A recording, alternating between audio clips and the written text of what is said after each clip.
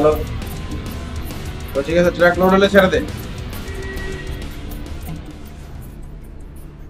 হ্যাঁ, ছাড়বি তো। স্যার স্যার শাওন,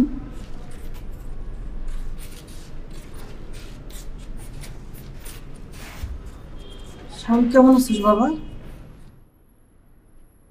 তুই করতে পাইছস? গেটতে স্যার। তুমি এখানে কোথেকে আসছো? কোত্থেকে আবার বাড়ি থেকে আসছি।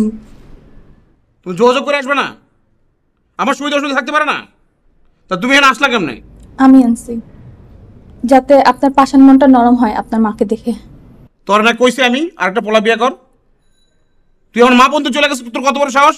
একদম থাপড়ে দাঁত ফেলে দেবো। ওর উপর চেতিস না বাবা, আমারও আসনের ইচ্ছা ছিল। আর না এসে কি করবো বল, তুই তো আমার লোকে কোনো যোগাযোগই রাখিস না।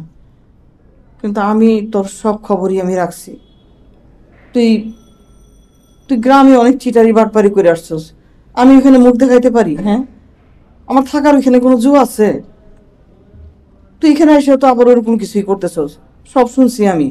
শোন বাবা, এসব ছেড়ে ছেড়ে দে, চল আমার লোকে চল, বাড়িতে চল।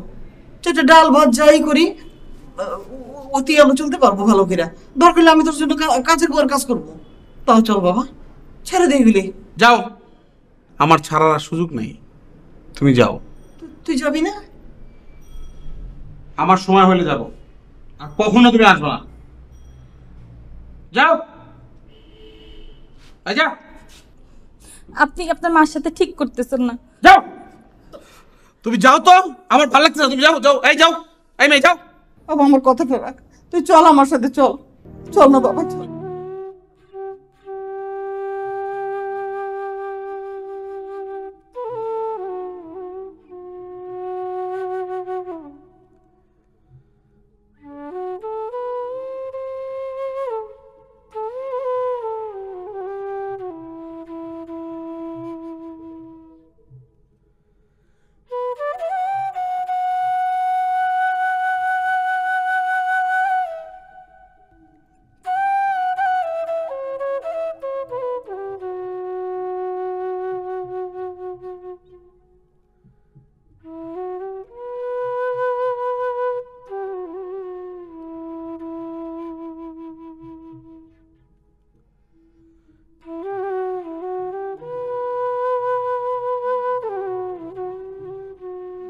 মা আছে তাই মায়ের মর্যাদা বুঝলি না, যখন চলে যাব তখন বুঝবি মা কি জিনিস।